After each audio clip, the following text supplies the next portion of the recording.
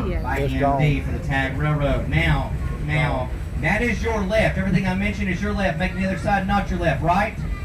You got it? Everyone's awake, had their caffeine? All right, here we go. Down and below to the left. The original railroad of the East Tennessee, Virginia, and Georgia began where it appears to be a gravel driveway today.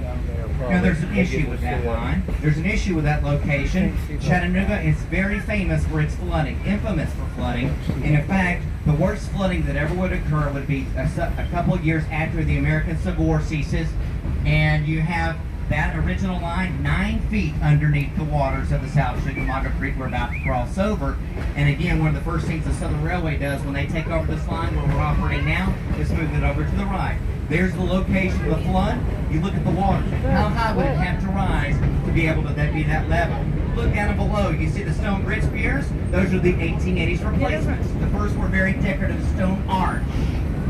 Man, let me come up for here. Okay, here we go. Those of you on your right, don't get jealous because you'll see another portion of the original line of the East Tennessee, Virginia, and Georgia. Now, everything we're using today was the modified line that was modified for the Southern Railway. Now, you see those railroad ties laid out. Now, obviously, trees and roots are going up to the middle of the original railroad. But if you could take the old map of the old East Tennessee, Virginia, and Georgia, the original line, and you compare it to the Southern Railway's modified line, the old line, tracing it with a pencil or pen, zigzag, zigzag, zigzag, back and forth across the line. Now we're crossing over CSX lines, but that was the Western Atlantic Railroad, the WNA. Show of hands, how many people have heard about the great locomotive chase? James Andrews and his Raiders, he is a civilian, very supportive of the Union armies and the federal government, and he handpicked some Oklahoma, Tennessee men who had served the railroads in their civilian lives, mostly listed in Ohio signature records. Here is the plan. Striking out of Tennessee, they are to capture, dressed as civilians, the locomotive known as the General. They would actually name their locomotives back then, and once it stops, south to north at Big Shanty, which is right around the Kennesaw, Georgia area today, was an old wood-burning locomotive. It stops because everyone's allowed to get off to have a breakfast at the Lacey Hotel because there was no dining cars present on cars back then. And so they go about a block and a half away, and the civilians who are actually part of James Andrews and his Raiders, a couple of the cars take the locomotive, and as the crew, the original crew, sitting there looking out the window, they see the train moving without those lines. And the plan was this: tear up the track, heading north. Burn bridges after crossing over. They didn't account for a very persistent crew to eventually, after several car, several locomotives, and eventually the Texas running it backwards to catch up 2 miles north of Ringgold, Georgia, with those men on the General. See, there was the Northern Army. Poised and Huntsville was swept down on Chattanooga. Chattanooga was one of the most important cities in the United States during the American Civil War. Chattanooga is important. In fact, Abraham Lincoln put just as much emphasis, and perhaps not even more, on capturing Chattanooga as he did the Confederate capital of Richmond. And one of his high-ranking officers would say this: "We can hold East Tennessee and Chattanooga, where a day will surely dwindle and die away like an animal does slowly, like an animal bleeding slowly from its hind." Boy, they were so dramatic.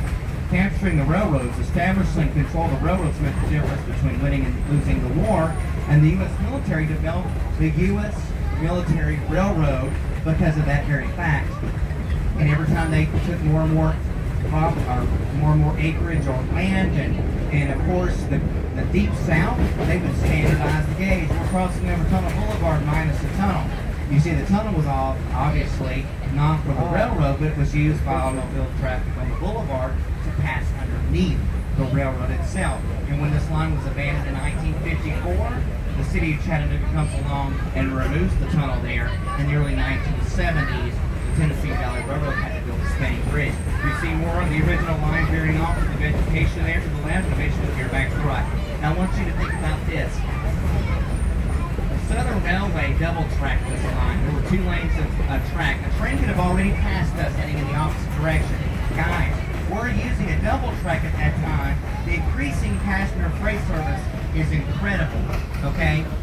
Not till 1954 did they build a diverting line. Did you know there were over 70 trains a day during World War II in and out of Chattanooga to transport men to different port cities to travel to the South Pacific or the European theater during World War II and equipment? Okay, in and out of Chattanooga. You hear the whistle, the three-chime whistle of our Sherman Railway in 1911. By the way, our engine's only 100. It's the first of 182 engines built like it of its class, and it's the only of the 182 left. Ladies and gentlemen, this was double track. We're about to use a single portal tunnel, which is the very reason that the railroads wanted to avoid using this structure. So what happened is, on the approach of your tunnel, you had sidings built. And there was a two-story tower on each Chattanooga side. And the controller in the second-story floor had to switch one oncoming train to the siding on either end, and the other to go ahead and proceed to pass through. Ladies and gentlemen, you're about to experience a traffic jam of rail traffic in case anything breaks down in the tunnel on either side.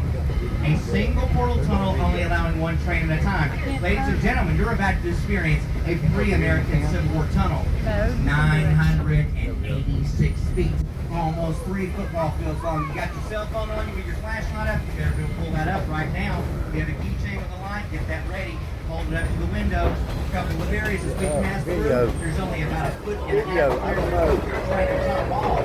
Named after Colonel James Whiteside, the investor and stockholder in the original railroad Whiteside Zone.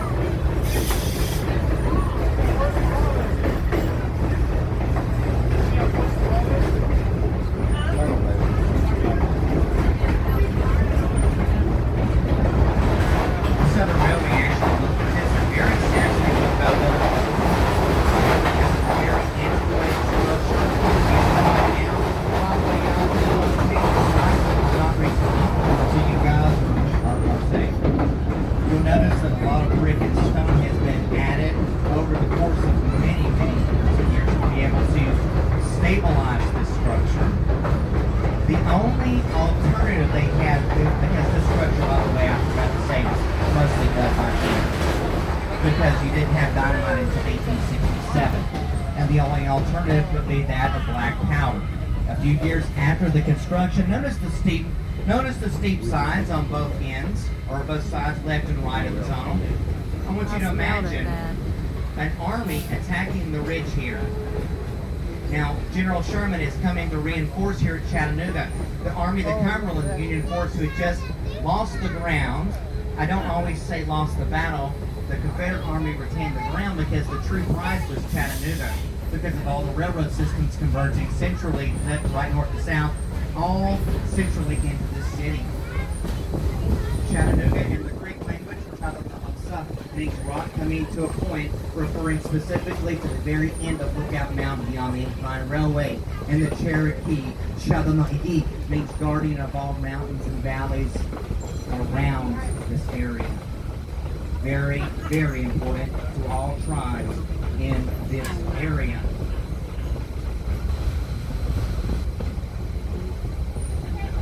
I made all that up. No, I'm just joking, guys. I didn't make it up. But now, ladies and gentlemen, we are getting closer to our stop in East Chattanooga. Now, something I want you to understand is this.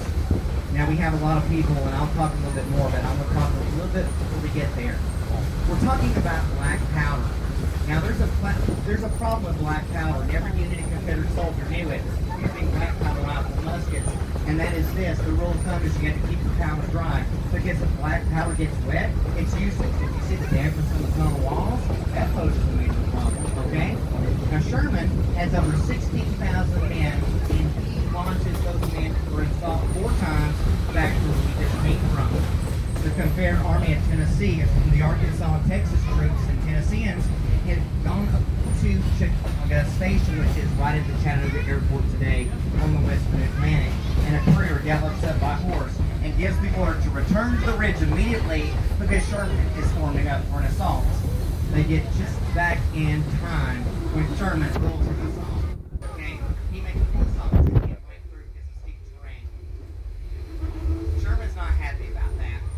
He doesn't write a lot about his official reports, but one of his officers on his staff was very candid and provides insight. He would say this: "It was a stinging disappointment invent this film's which of astonishing vivacity. In a minute, he said a few curse words. If I said today, I'd be asked to leave. I want you to understand this from the advisor. This is what we did.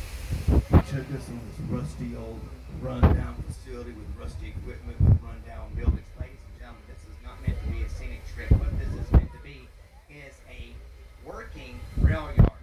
Anytime you're doing restoration and work and rebuild on 1911 steam locomotives, 1904 steam locomotives like we have, it is operational at your yard. We're just trying to get the service hours down before we have to take it offline and rebuild it. You've got several cars. You've got 1930s, 1940s, 1917 business cars. Where do you think that's restored?